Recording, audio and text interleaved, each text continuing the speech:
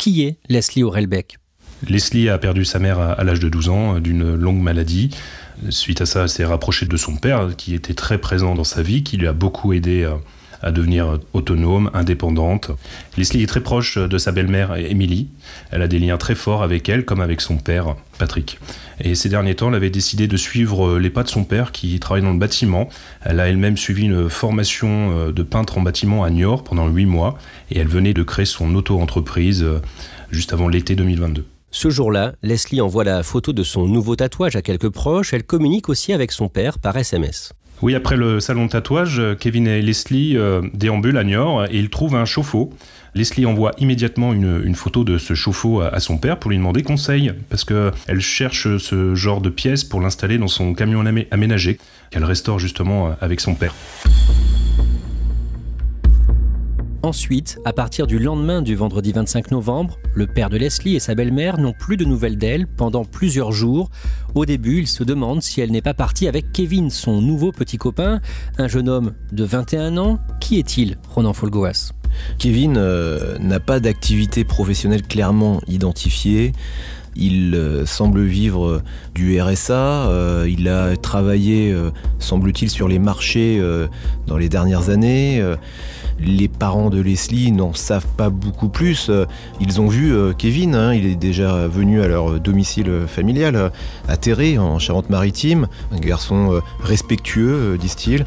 Il a un look avec des survêtements Lacoste, des petites sacoches en bandoulière, mais pour le reste, une impression plutôt favorable a priori. Ce que les parents de Leslie ne savent pas forcément, c'est que Kevin se livre à du trafic de drogue. Il est connu pour vendre régulièrement de la cocaïne, d'autres drogues dures également, et des cigarettes aussi, des cigarettes de contrebande qu'il vend sous le manteau entre Niort et La Rochelle. Fabien Payot, les jours passent et les parents de Leslie sont de plus en plus inquiets. Oui, en fait, ils échangent quasiment tous les jours avec Leslie, d'une manière ou d'une autre. Donc, dès le 4e jour, Patrick Horelbeck et sa compagne Émilie commencent déjà à s'inquiéter. Les feux sont au rouge, quoi. Donc, c'est danger. Il n'y a plus de nouvelles, plus de portables. C'est des jeunes, ils ont 20 ans, le téléphone, il est quasiment greffé à l'oreille. À partir du moment où ils ont été sur répondeur constamment, c'est impossible, en fait. Ils laissent pas leur téléphone. Les gamins de cet âge-là, ils laissent jamais leur téléphone. Au 7e jour, ils savent que quelque chose cloche et ils décident dès le lendemain, le 3 décembre, de se rendre à la gendarmerie d'Aigrefeuille de Nice. Après ce signalement des parents le samedi 3 décembre, que se passe-t-il? Le jour même, les gendarmes inscrivent Leslie et Kevin au fichier des personnes recherchées. Ils procèdent aussi aux premières auditions des proches du couple. Mais Leslie a la vingtaine, elle aime les rave parties, ses soirées musicales sur fond de musique électronique. Elle possède aussi une camionnette aménagée. Elle a le profil d'une personne qui peut très bien partir quelques jours à l'étranger ou à l'autre bout de la France pour changer d'air. Une enquête pour disparition inquiétante est ouverte par le parquet de Niort, un avis de recherche est diffusé et un homme qui a vu Leslie le soir de sa disparition, un ami prénommé Jérémy, se signale. Il est entendu par les gendarmes. Fabien Payot, qu'est-ce qu'il leur dit? Ce soir-là, Leslie est venue chez lui chercher ses dernières affaires qu'elle avait encore chez cet homme, un père de famille âgé de 35 ans et conducteur d'engin. Lui l'hébergeait depuis l'été dernier régulièrement, en semaine, lorsqu'elle avait des chantiers dans les Deux-Sèvres. Et ce soir-là, Leslie est venue chercher ses dernières affaires puisqu'elle avait trouvé un autre lieu pour s'installer. Jérémy la trouve souriante, comme d'habitude. Tous les deux boivent une bière ce soir-là, mais pas plus. Leslie explique à Jérémy qu'elle a un chantier le lendemain qui l'attend dans les Deux-Sèvres. Ce vendredi 25 au soir, Ronan Folgoas, Leslie est donc venue récupérer des affaires chez cet homme, Jérémy, mais elle avait une autre invitation avant et après son passage chez Jérémy. Elle était avec Kevin chez un autre ami dans la commune de Praeg pour une petite fête.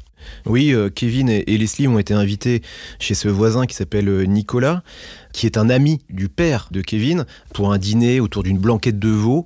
Leslie et Kevin passent donc un premier temps ensemble à l'intérieur du domicile de Nicolas dans cette première partie de soirée. Leslie s'éclipse et revient donc vers 23h30 au domicile de Nicolas. Les gendarmes s'intéressent à un autre ami de Leslie, un certain Tom Trouillet, qui vit à Praeg, à quelques dizaines de mètres de la maison de Nicolas, où se déroulait la soirée blanquette de veau. Il est l'hébergeur de Kevin depuis de longs mois. Et Leslie, depuis quelques semaines, aussi est hébergée là à Prague, au domicile de Tom. Et c'est de cette façon que le couple va se rencontrer et se constituer. Cette nuit-là, Leslie et Kevin devaient donc dormir chez Tom, comme les nuits précédentes. Quelle relation entretient Tom avec Leslie ?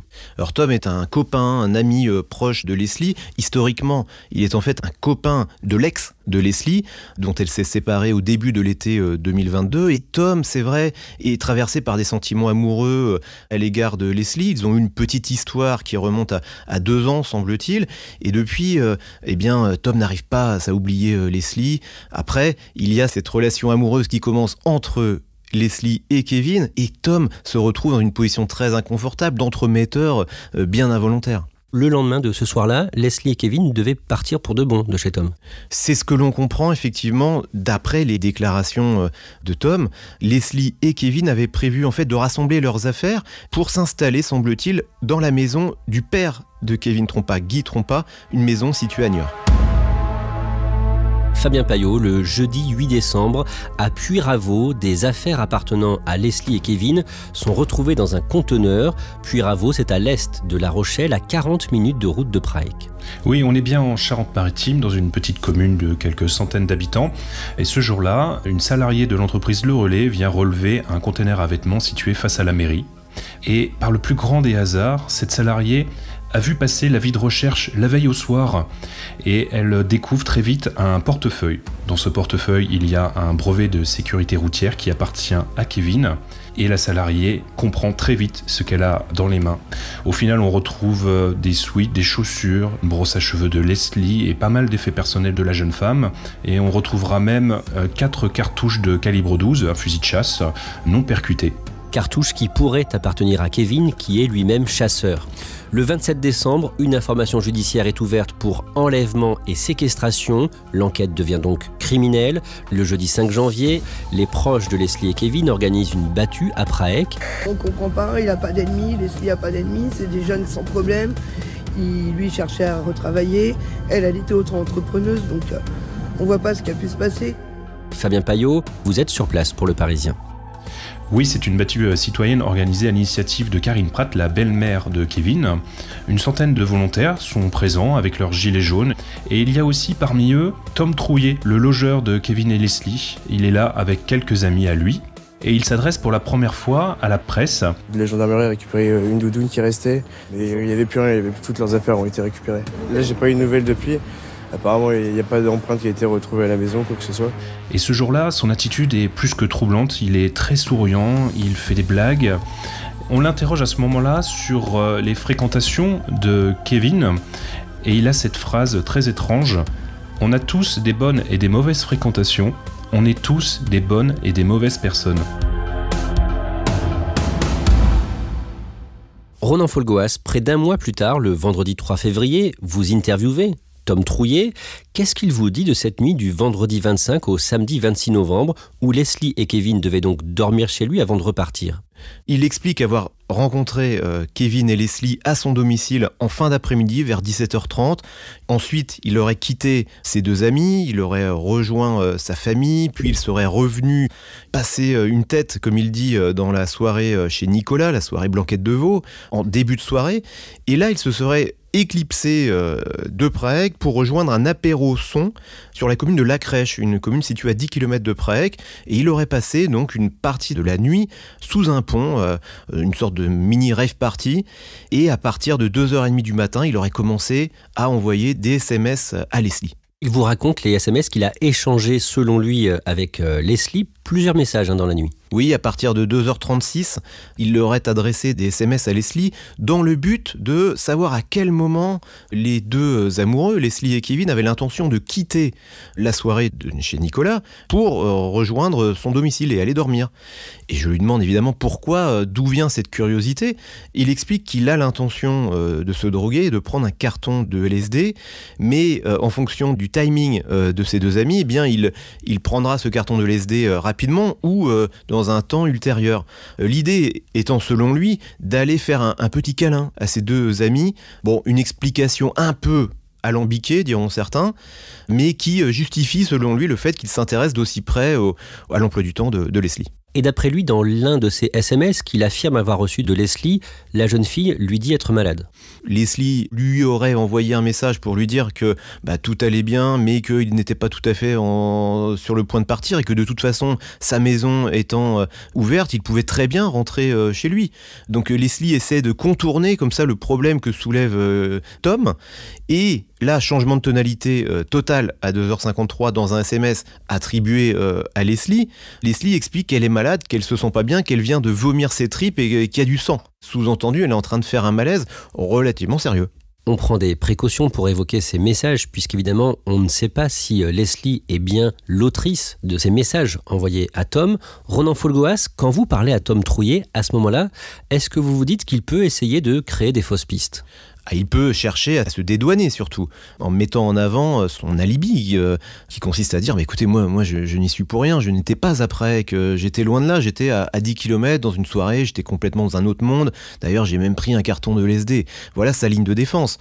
En parallèle, il explique aussi que Kevin était un vrai trafiquant de drogue. Ce sont en tout cas ses propos. Et en particulier sur cette soirée du 25 novembre, il croit savoir que Kevin avait des rendez-vous stupes d'importance ce soir-là à Prague et qu'en clair, il devait recevoir de la cocaïne en grande quantité qu'il devait acheter auprès de grossistes. Il y a un élément concret qui peut faire penser que Kevin a eu une affaire d'argent à régler ce soir-là, c'est que sa belle-mère, la compagne de son père, est venue lui donner des milliers d'euros en liquide. Oui, une enveloppe de 5 000 euros, selon les propos de Karine Pratt, qu'elle aurait livrée à Prague à la demande de Kevin. Et Karine Pratt a expliqué dans un premier temps que Kevin lui avait dit qu'il avait un rendez-vous avec un particulier pour acheter une voiture d'occasion, sachant que Kevin, lui, n'avait pas son permis de conduire, qu'il disposait pour autant d'un camion aménagé. Ça semblait très fragile. Ce que l'on comprend, mais ce qui n'est pas établi formellement par l'enquête, eh bien, c'est que Karine Pratt avait peut-être pour mission d'apporter cette somme d'argent à Kevin qu'il devait ensuite utiliser pour acheter tout ou partie de sa marchandise. D'un mot, Ronan Folgoas, le père de Kevin, Guy Trompa, est connu pour avoir dealé de la drogue lui aussi. Il a été condamné en 2007 dans une affaire de trafic de stupéfiants. Au moment de la disparition de son fils et de Leslie, il était en prison pour une affaire de menace de mort. Il purgeait une courte peine qui venait s'ajouter à une kyrielle de condamnations pour des affaires notamment de violence conjugale. Oui, il est possiblement impliqué de manière très indirecte dans ce qui s'est produit cette nuit-là à Prague, puisque lui aussi aurait pu conserver une activité de trafiquant de stupéfiants, même depuis sa cellule de la maison d'arrêt de Niort. Fabien Payot, vous rencontrez à cette période les parents de Leslie, son père et sa belle-mère. Qu'est-ce qu'ils vous disent de cette terrible attente ? Est-ce qu'ils ont encore l'espoir de retrouver Leslie vivante à ce moment-là ? Oui, jusqu'au bout, ils ont espéré retrouver Leslie en vie, Leslie et Kevin. Ils n'ont jamais cru à la disparition volontaire, mais ils penchaient plutôt pour la piste de la séquestration. Et à ce moment-là, quand vous leur parlez, ils mènent eux aussi leur propre enquête. Oui, les parents de Leslie consignent absolument tout dans un cahier. Ils notent les déplacements. Ils interrogent aussi tous les amis, les proches de Leslie, tous les protagonistes de l'histoire. On sait que dès le 3 décembre, le jour où ils se rendent à la gendarmerie, dans la foulée, ils vont à Prague pour rencontrer Tom Trouillet et pour discuter avec lui de ce qui s'est passé ce soir-là. Ronan Folgoas, le mardi 28 février, Tom Trouillet est arrêté par les gendarmes. Son alibi était très fragile. Personne ne se souvient de la soirée, de l'apéro-son auquel il dit avoir participé. À l'arrière de ce véhicule de gendarmerie, masqué sous un drap blanc, le jeune homme arrive au palais de justice de Poitiers ce matin, où l'attend un juge d'instruction. Rien n'a filtré de ce qu'il a dit aux enquêteurs pendant sa garde à vue, mais dans la foulée, le mercredi puis le jeudi, successivement, 2 autres jeunes hommes âgés de 22 et 23 ans sont placés en garde à vue à leur tour. Alors le premier d'entre eux, Nathan Badji, est une connaissance de Tom Trouillet. Il gravite dans l'environnement rave party, en environnement stup aussi. Et ce que l'on sait d'Enzo Chala, en revanche, est beaucoup plus énigmatique. C'est un réseau de connaissances qui a l'habitude de se retrouver de manière quasi hebdomadaire dans cet univers de rave party, mais pas plus d'éléments très précis sur le parcours d'Enzo Chala. Après ces gardes à vue, Fabien Payot, le soir du vendredi 3 mars, à Puyraveau, les gendarmes retrouvent le corps de Kevin. À 600 mètres des premières habitations, au sud de la commune, au bout d'un chemin, C'est un terrain privé qui appartient à une famille d'agriculteurs du village et le corps de Kevin a été découvert enterré à cet endroit-là. Quelques heures plus tard, le lendemain, dans un bois de la commune de Virson, les enquêteurs découvrent le corps de Leslie. Oui, à 6 km de Puyraveau, dans un sous-bois situé à 900 mètres des premières habitations. Les enquêteurs ont découvert le corps de Leslie à l'entrée du bois, enterré et recouvert de chaux. Ronan Folgoas, qu'est-ce que l'on sait de l'état des corps? Est-ce qu'on sait de quoi sont morts Kevin et Leslie? Les autopsies vont permettre de déterminer que Leslie et Kevin ont été atteints par des coups mortels portés par un objet contondant. Il peut s'agir par exemple de battes de baseball, de barres de fer ou de simples bâtons. En tout cas, des objets suffisamment lourds qui ont été maniés avec suffisamment de force pour occasionner des blessures létales. Le corps de Leslie Orelbeck ne présente pas de traces de violence sexuelle. À l'issue de leur garde à vue, les 3 suspects sont mis en examen. Tom Trouillet pour enlèvement et séquestration. Les 2 autres, Nathan Badji et Enzo Chala, notamment pour assassinat et modification de l'état des lieux d'un crime. Ronan Folgoas, quel est le scénario qui se dessine? On sait qu'il quitte vivant la soirée chez Nicolas et le scénario le plus probable, c'est que Leslie et Kevin ont rejoint la maison de Tom qui était située à une trentaine de mètres. Ils sont rentrés à l'intérieur où ils ont même retrouvé probablement le chien de Leslie, Onyx, et que l'agression s'est produite à l'intérieur de la maison. Le mobile de ce double meurtre n'a pas été clairement établi. Alors, il est évoqué quand même par le procureur de la République de Poitiers, qui a confirmé ce que l'on pressentait déjà dans les semaines précédentes, c'est qu'il y a un mobile amoureux couplé à un mobile financier. Il s'agirait d'une dette que Tom Trouillet ou peut-être l'un des 2 autres suspects aurait contracté à l'égard de Kevin, une dette évidemment sur fond de trafic de stupéfiants.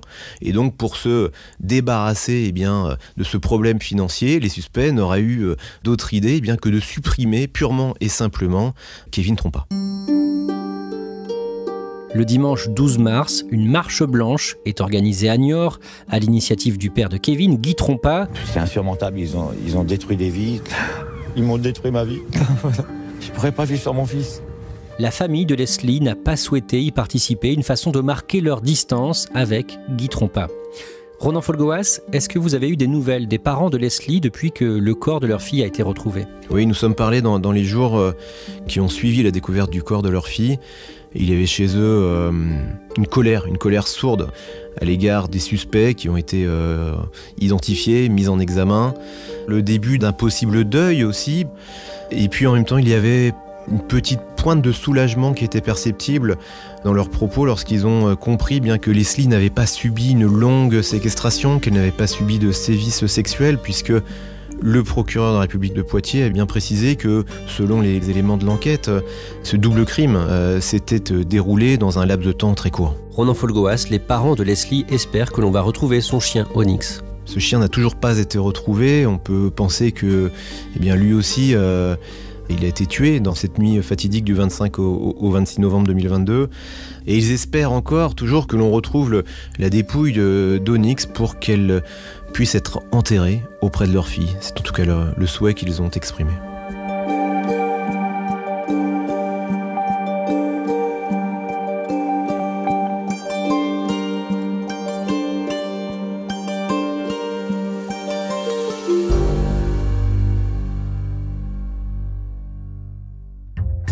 Merci à Ronan Folgoas et Fabien Payot.